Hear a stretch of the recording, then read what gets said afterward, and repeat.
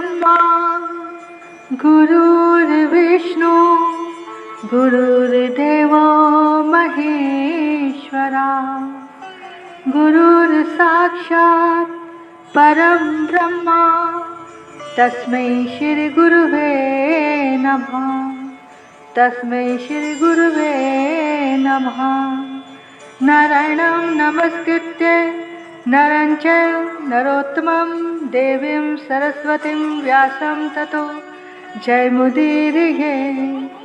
वक्रतुंड महाकाय सूर्यकोटि संप्रभा निर्विघ्नं कुरु मे देव सर्वकार्येषु सर्वदा। सर्वकार्येषु सर्वदा। जय गणेश जय गणेश जय गणेश देवा। माता जाकी पार्वती पिता महादेवा। माता जाकी पार्वती पिता महादेवा। जय गणेश जय गणेश जय गणेश देवा। माता जाकी पार्वती पिता महादेवा। माता जाकी पार्वती पिता महादेवा। एक दंत दयावंत चार भुजाधारी। एक दंत दयावंत चार भुजाधारी। माथे सिंदूर सोए मूस की सवारी। माथे सिंदूर सोए मूस की सवारी। पान चढ़े फूल चढ़े और चढ़े मेवा। लड्डुअन का भोग लगे संत कर सेवा। जय गणेश जय गणेश जय गणेश देवा। माता जाकी पार्वती पिता महादेवा। अंधन को आँख देत कोढ़िन को काया। अंधन को आँख देत कोढ़िन को काया। बांझन को पुत्र देत निर्धन को माया। बांझन को पुत्र देत निर्धन को माया। सूर्य श्याम शरण आए सुफल कीज सेवा। माता जाकी पार्वती पिता महादेवा। जय गणेश जय गणेश जय गणेश देवा। माता जाकी पार्वती पिता महादेवा। माता जाकी पार्वती पिता महादेवा। जय गणेश जय गणेश जय गणेश देवा। माता जाकी पार्वती पिता महादेवा। माता जाकी पार्वती पिता महादेवा। बोले गणेश जी महाराज की जय। वृंदावन धाम की जय। सद्गुरुदेव महाराज की जय। चराचर में बसने वाले परमात्मा की जय।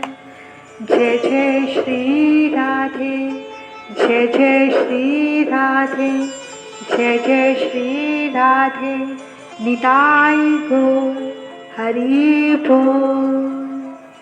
यहाँ पर बैठे वे YouTube चैनल के माध्यम से श्रवण करने वाले सभी प्रभु प्रेमियों को मुझ कृष्ण प्रिया किशोरी दासी की ओर से वृंदावन से राधे राधे राधे राधे।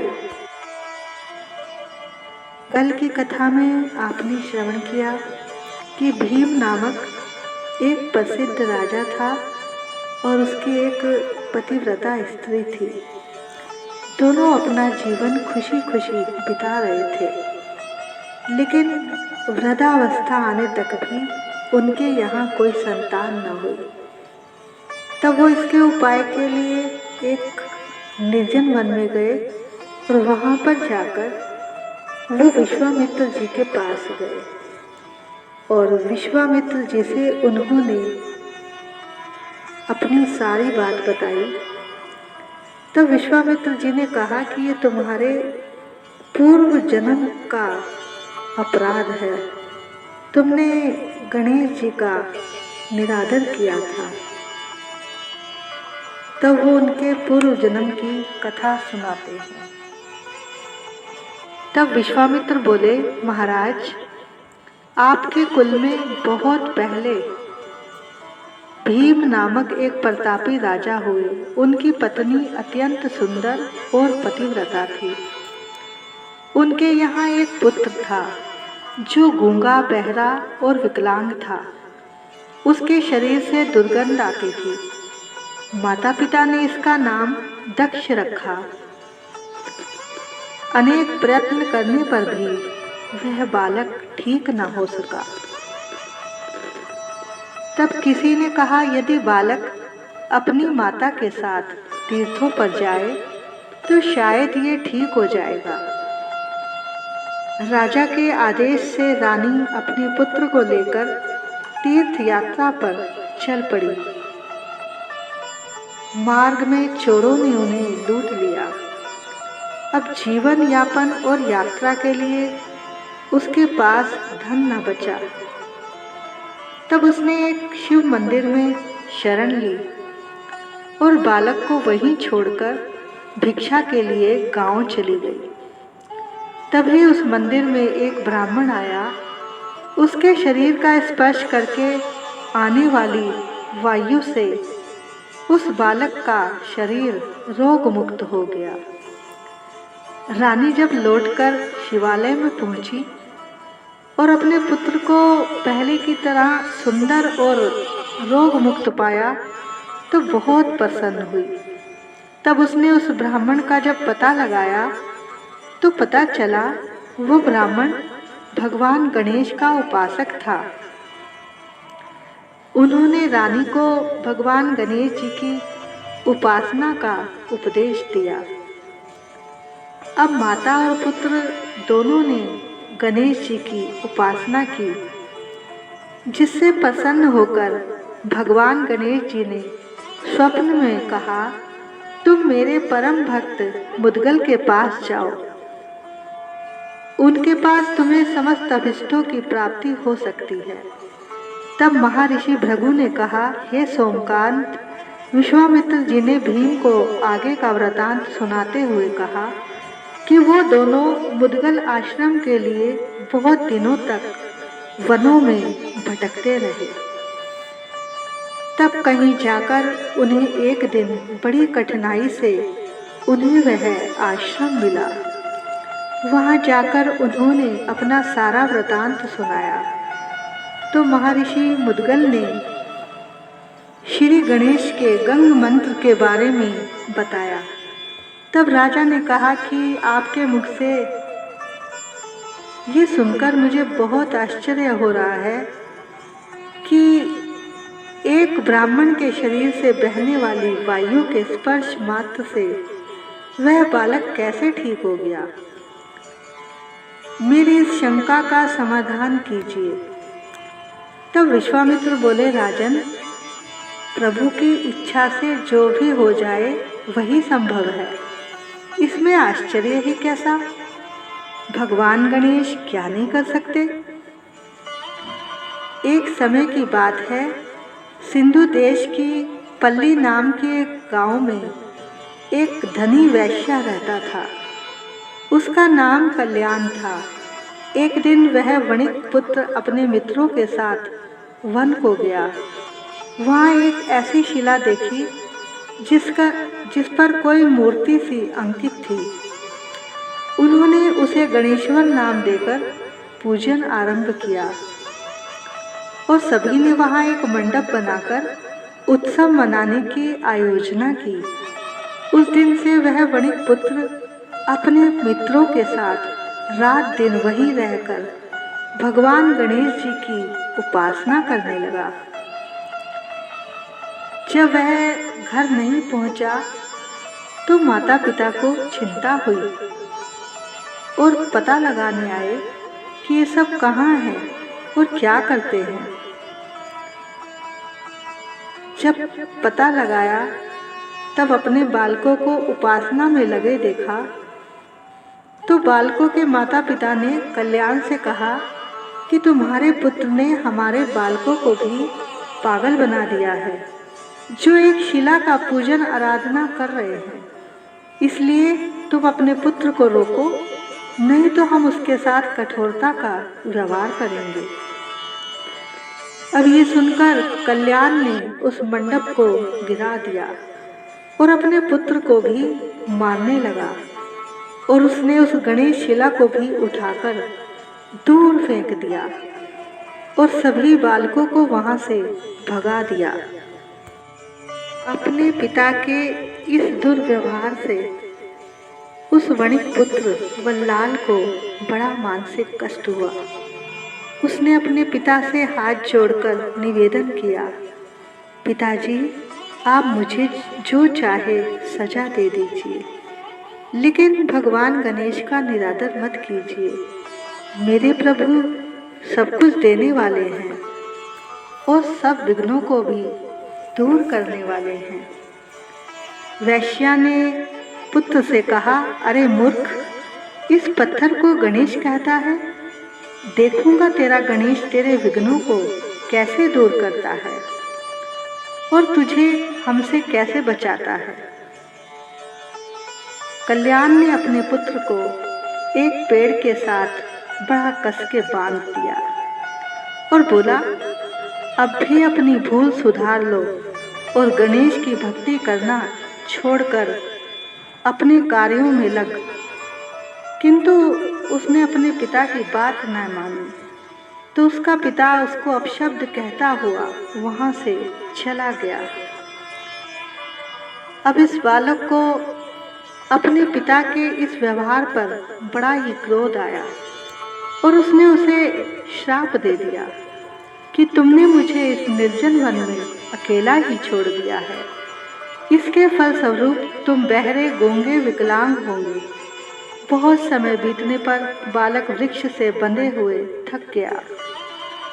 उसके शरीर में पीड़ा होने लगी। तब उसने गजानन को पुकारा और अंत में उनसे भी निराश हो गया और तब उसने आत्महत्या करने का निश्चय किया।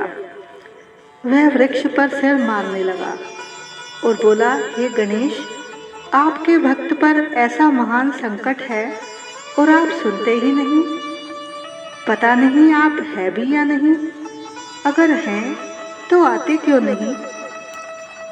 तभी उसने देखा वहां सामने से एक ब्राह्मण आ रहा था। उसने तुरंत उस बालक को खोल दिया और बालक के सिर पर हाथ फेरकर कहा, पुत्र, तुम्हारी पुकार सुनकर ही तो मैं यहाँ आया हूँ। तुमने पिता को जो श्राप दिया है वह सत्य होगा और ये स्थान तुम्हारे नाम पर वल्लाल विनायक के नाम से प्रसिद्ध होगा। उधर कल्याण का शरीर उसी समय से रोगग्रस्त हो गया। उससे दुर्गंध आने लगी। उसकी दशा देखकर पत्नी को बहुत दुख हुआ। वह पुत्र को देखने के लिए वन में गई तो वहां उसे गणेश जी के पूजन में लगा देखा। इससे वह बहुत प्रसन्न हुई और कहा, पुत्र, यह तो तुमने बहुत ही मंगल कार्य किया है, परंतु तुम्हारे पिता की दशा बहुत खराब चल रही है। उन्हें भी तुम्हें देखना चाहिए। माता पिता की आज्ञा मानना भी तो पुत्र का कर्तव्य है। वल्लाल ने उसी प्रकार वहीं बैठे बैठे कहा, माँ, संसारिक माता पिता तो नकली हैं। मेरे असली माता पिता तो भगवान गणेश ही हैं, जिनकी मैंने शरण ली है। इनका निरादर करने पर ही पिताजी की ऐसी दशा हुई है। अब उनकी सेवा करना तुम्हारा भी कर्तव्य है। माता ने कहा, पुत्र, अपने पिता को श्राप से मुक्त कर दो। मैं तुमसे विनय करती हूँ। तब पुत्र ने कहा, माँ, मैं तो अब कुछ नहीं कर सकता। अगले जन्म में तुम एक राजा की महारानी बनोगी, किंतु तुम्हारा पुत्र गूंगा, बहरा, विकलांग होगा। उसके कारण तुम्हारा पति तुम्हें उस पुत्र के साथ घर से बाहर निकाल देगा। फिर एक शिवालय में गणपति भक्त ब्राह्मण के स्पर्श से तुम्हारा उस दक्ष नामक पुत्र का रोग ठीक हो जाएगा। हे राजन, ये सारी घटना उसी की वाणी के अनुसार घटित हुई थी। विश्वामित्र बोले, हे राजन, अब आगे का वृतांत सुनो। कौंडिन्यपुर के निकट ही एक महान वन था, जिसमें भगवान गणेश का एक प्राचीन मंदिर था। दक्ष ने उस मंदिर में जाकर गणेश जी के एकाक्षरी मंत्र का जाप आरंभ किया। उसने सपने में अपने आप को एक हाथी पर सवार देखा। उसने ये स्वप्न अपनी माता को सुनाया तो वह बोली, स्वप्न तो बहुत सुंदर है। हाथी का दर्शन करना स्वयं गजानन का दर्शन है और हाथी की सवारी का अर्थ है राज्य पद की प्राप्ति। काल की गति बड़ी विचित्र होती है। कौंडिन्यपुर में उस समय चंद्रसेनी राजा राज्य करता था। उसकी मृत्यु अचानक ही हो गई। नगर में शोक छा गया। राजा की पत्नी सुलभा पति के वियोग में मूर्छित हो गई।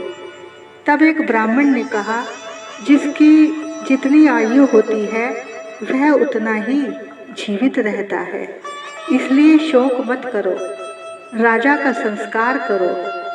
तब उसका कोई पुत्र तो था नहीं। तब किसी जान पहचान वाले ने उसका संस्कार किया। फिर सब बैठकर विचार करने लगे कि अब किसे राजा बनाया जाए। तभी मुद्गल ऋषि वहां आ गए और कहा, ये हाथी अपनी सूंड से जिसके गले में माला पहनाए उसे ही राजा बनाना चाहिए।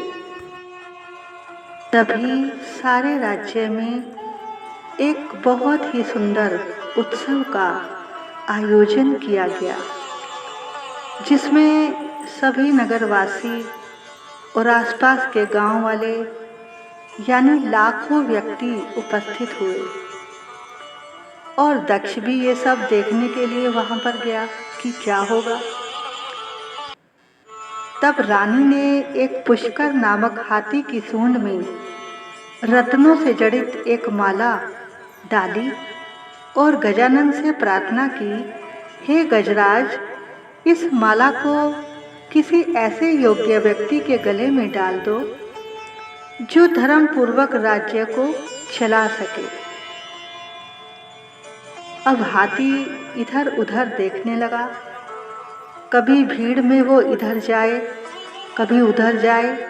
अब जिसके पास भी जाए वो सोचे ये माला मेरे गले में डलेगी, लेकिन हाथी फिर उधर से आ जाए। कभी हाथी किसी को सूंघता, कभी किसी की ओर देखता। ऐसा करते करते जब कुछ समय बीत गया, तभी वहां भीड़ में हाथी ने उस दक्ष को देखा और उसके पास जाकर पहले उसको सूंघा और फिर दक्ष के गले में माला डाल दी। तब दक्ष राजा हो गया। हाथी ने उसे अपनी सूंड में उठाकर अपनी पीठ पर बिठा लिया और पुष्पों की वर्षा होने लगी। सब जगह जय जयकार होने लगी। उसका विधि पूर्वक वीर्यसेन की पुत्री से दक्ष का विवाह हो गया। उसके वृषभानु नामक एक पुत्र हुआ, जिसने सुख पूर्वक उस राज्य को भोगा।